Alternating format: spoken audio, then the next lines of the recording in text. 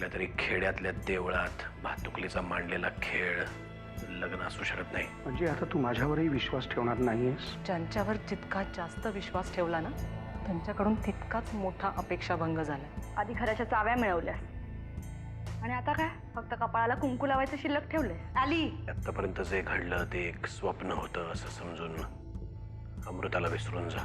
काय? अमृता आता तुझी बायको आहे, त्याची मुलगी नाहीये. पण अमृताचीच परत यायची इच्छा नसेल तर?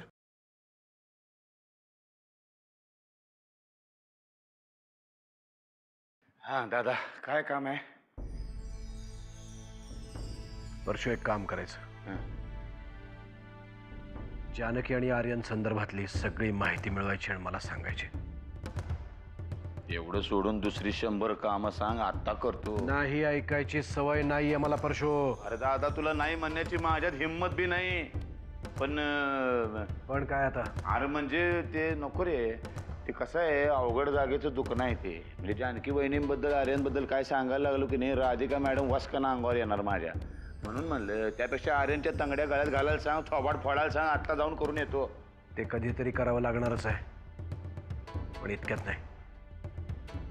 आत्ता तुला सांगितलेलं तेवढं काम कर फक्त, बस. अरे दादा, ते राधिका मॅडम तुला कोणी बोलणार नाही आणि अडवणार पण नाही. कोणी बोलणार नसेल तर मग काय, लगेचच करतो. म्हणजे जानकी वहिनी आर्यनला कुठं भेटतात, कशा भेटतात, भेटल्यानंतर काय काय आहे म्हणजे जातो.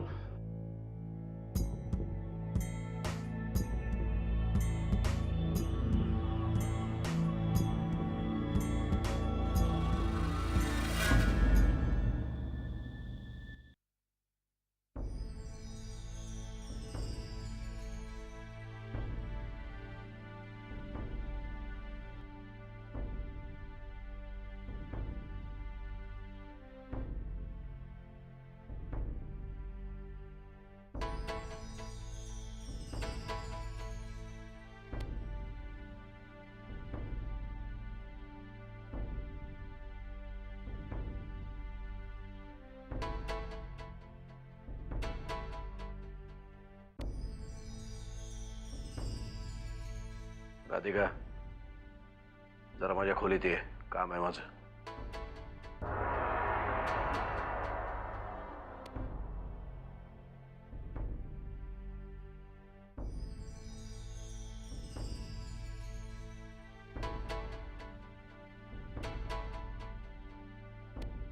काय झालं? एका व्यक्तीला एक निरोप द्यायचा आहे. कोणाला? आणि आता यावेळीस? हो, तुझ्या समोर उभ्या असलेल्या व्यक्तीला सांग, यापुढे माझी रूम मी त्याच्याबरोबर शेअर करू शकत नाही. त्यामुळे तिने स्वतःची व्यवस्था पाहावी. काय नरसिंहराव, काय बोलताय तुम्ही? मी तुला एक निरोप द्यायला सांगितलंय, तो दे. हो, कळतंय मला, पण ती माझी कोण आहे हे सांगण्याची गरज नाहीये. जेवढं सांगितलं तेवढं काम कर. मला माफ करा, मी नाही सांगू शकत तिला, कारण हा तुम्हा नवरा बायकोतला प्रश्न आहे. मी त्यात उगीच नाक खुपसणं. मी तुला तुझं एक्सपर्ट ओपिनियन द्यायला इथे नाही बोलवलंय, फक्त एक निरोप इकडून तिकडे द्यायला सांगितलंय.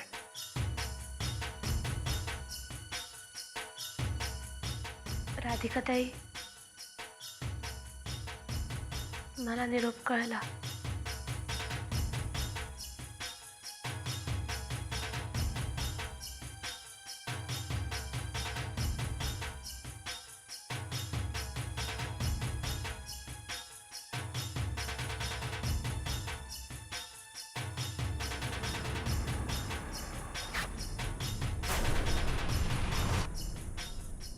नरसिंहराव, काय चाललंय हे? हा आमच्या नवरा बायको मधला प्रश्न आहे. तू नाक खुपसण्याची गरज नाही. माझ्या बोलण्याचं वाईट मानून घेऊ नका, पण तू जाऊ शकतेस.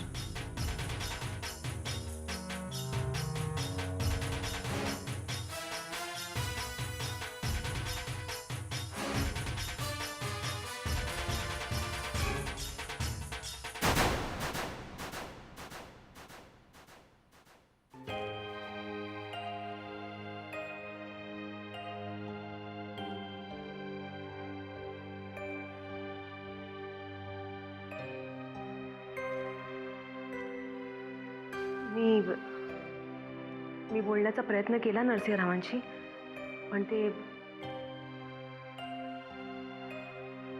तुम्ही नका त्रास करून घेऊ. जानकी, मला माहिती आहे मला काहीही अधिकार नाहीये तुम्हा नवरा बायकोच्या मध्ये बोलण्याचा. नाही राधिकाताई, तसं काही नाही. जानकी, नेमकं काय झालंय? का चिडलेत नरसिंहराव तुझ्यावर एवढे? माझा देवच माझ्यावर रागवलाय. जानकी, प्लीज सांग ना मला, तुमच्यात एवढे गैरसमज का वाढले आहेत? हं?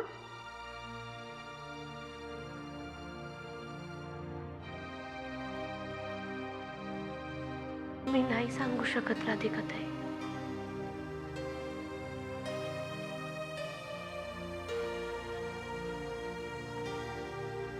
मी समजू शकते.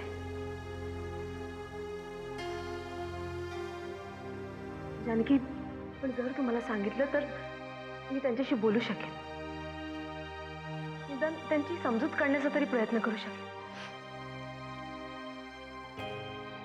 मी यांना चांगली ओळखते. जोपर्यंत यांच्या मनाला पटत नाही ना, तोवर ते कुणाचं नाही ऐकत. तुम्ही नका त्रास करून घेऊत. जानकी, जानकी, अगं पण तू राधिकाताई,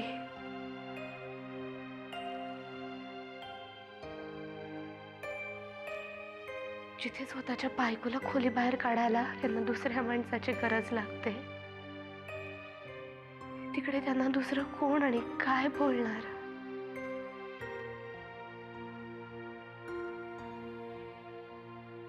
जानकी, ठीक आहे, तू माझ्या रूम मध्ये चल. हा, मी गरम गरम चहा करून आणते. चहा पीत पीत गप्पा मारू आणि मग झोपून जाऊ. चल. रात्र खूप झाली आहे, झोपा तुम्ही. जानकी, बरं चहा कॅन्सल, कॉफी? हा, चल.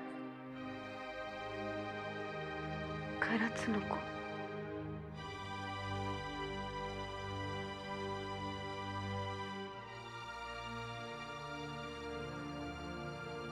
जानकी, कुठे चाललीस?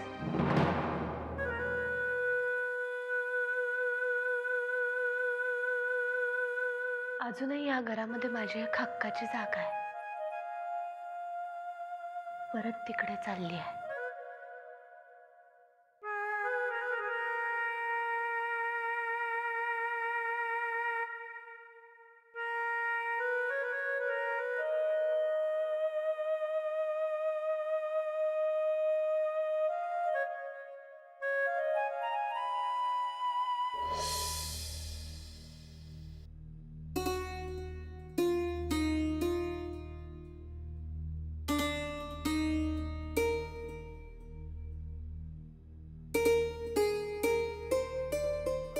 हे काय, इथे झोपतेस तू? हा, आल्या दिवसापासून मी इकडेच झोपतीये. अरे, मला नव्हतं माहिती. आज घरातले सगळ्यांचे पगार वाटायचे आहेत तुला. ही हिशेबाची वही. आज खऱ्या अर्थाने तू घरातली करती स्त्री झाली आहेस, नर्मदेसारखी.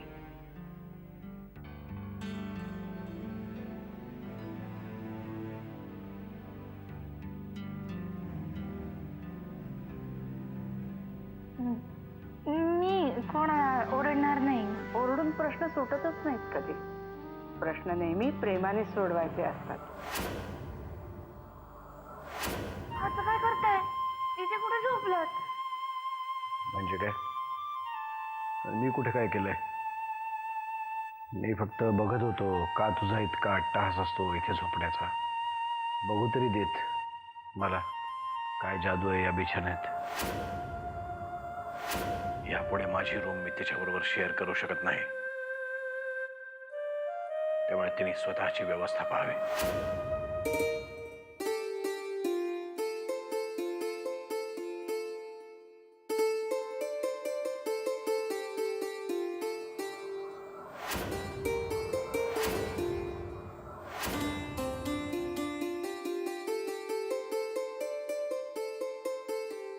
वहिनी साहेब, तुम्ही काही हवंय का तुम्हाला? माझं काही चुकलं का? असं का बोलताय? तुमचं काही चुकलं नाहीये आणि ज्याचं चुकलंय त्याला शिक्षा मिळतीये. वहिनी साहेब, तुम्ही इथे? मी या घरात आले तेव्हा पण इथे झोपायचे ना. वहिनी साहेब, तेव्हाची गोष्ट वेगळी होती आणि काही वेगळं नाहीये पांडुत. आता तुम्ही जाऊन झोपा आता.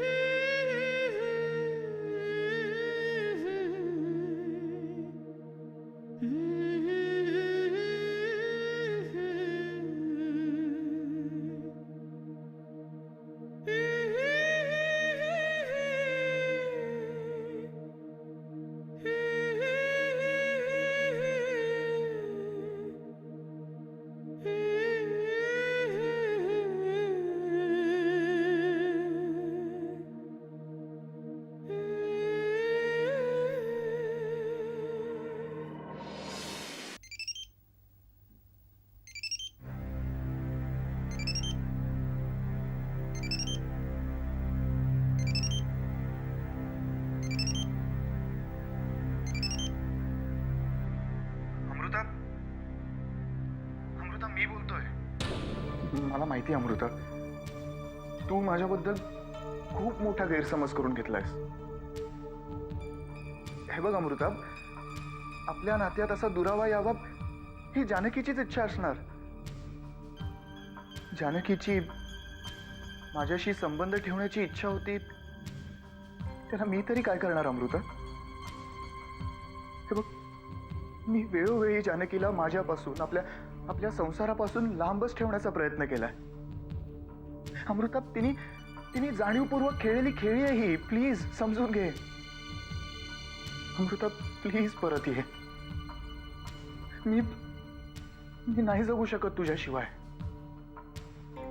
अमृता, तू जर आली नाहीस ना तर मग मी माझ्या जीवाचं काहीतरी बरं वाईट करून घेईन. कारण मी नाही राहू शकत तुझ्याशिवाय. प्लीज लवकरात लवकर परत ये. मी वाट पाहतोय ना तुझी. अमृता, ऐकतेस ना?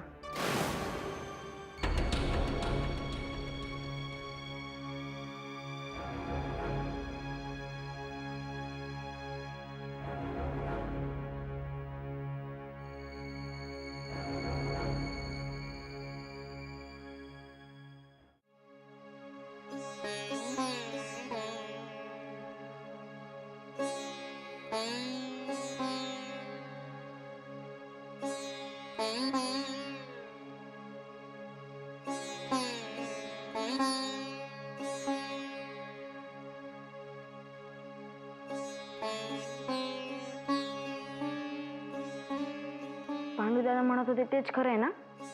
तू रात्री या वळकटीवर झोपली होतीस.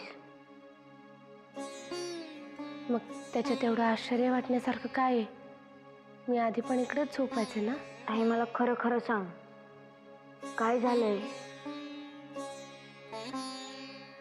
काही नाही झालंय गण्या.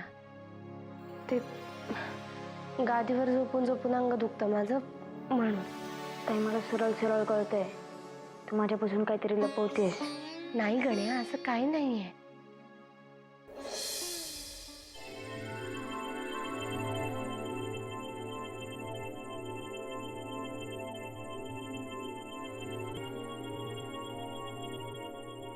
तू रात्री इथे झोपली होतीस?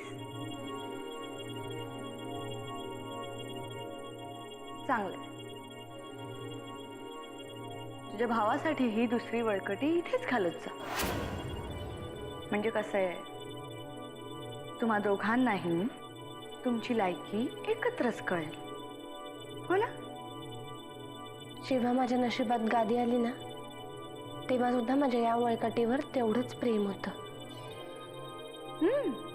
मग तेच प्रेम आता वाढव, कारण आयुष्यभर तुला आता याच वळकटीवर झोपायचंय.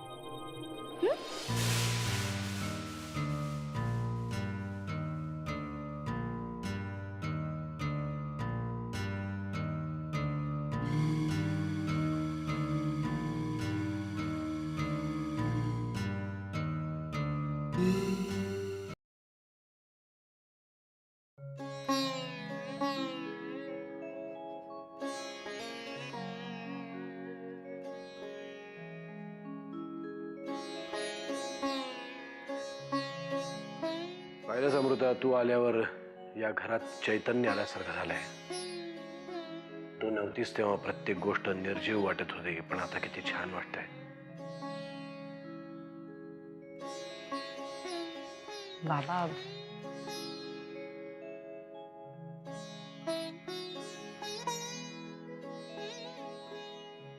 मला तुमच्याशी थोडं बोलायचं आहे. तुला हवं ते बोल. सगळं ऐकायला तयार आहे मी. हवं ते कर. मी नाही राहू शकत इथे बाबा. मी रात्रभर याच गोष्टीचा विचार करत होते की नक्की माझं घर कोणतं आहे, हे की ते. कारण बाबा, जेवढं प्रेम तुम्ही माझ्यावर करता ना, तेवढंच मम्मा सुद्धा करतात. मम्मा म्हणजे युगंधरा सरताप आहे. तिला कोणी मामा म्हणणे आहेत की लायक आहे का तिची? बाबा, मम्मांबद्दल हाच प्रश्न जर दुसऱ्या कोणी विचारला असता ना, तर मी वेगळ्या भाषेत उत्तर दिलं असतं. पण तुम्ही आणि मम्मा माझ्यासाठी सारखेच आहात. कोणीही प्रेम करावं इतक्या योग्यतेची ती माणसं नाही आहेत. ऐक माझं अमृता. बाबा, मी आर्यनच्या नावाचं कुंकू लावते आणि शेवटी मी माझ्या आईचीच मुलगी आहे ना. तिने शेवटपर्यंत तुमच्यावर मनापासून प्रेम केलेलं मी पाहिलंय. तिने माझ्यावर इतकं प्रेम केलं कारण मी त्या योग्यतेचा होतो. शेवटपर्यंत एकनिष्ठ होतो तिच्याशी. ती होती तोपर्यंत दुसऱ्या कोणाचा कधी विचार सुद्धा केला नाही मी. आर्यन बाबत तू हे खात्रीनं बोलू शकतेस?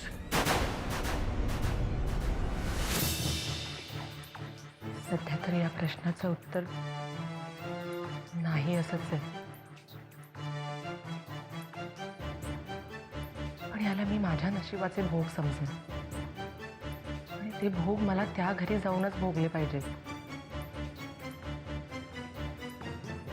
सॉरी बाबा, पण मी नाही राहू शकत इथे.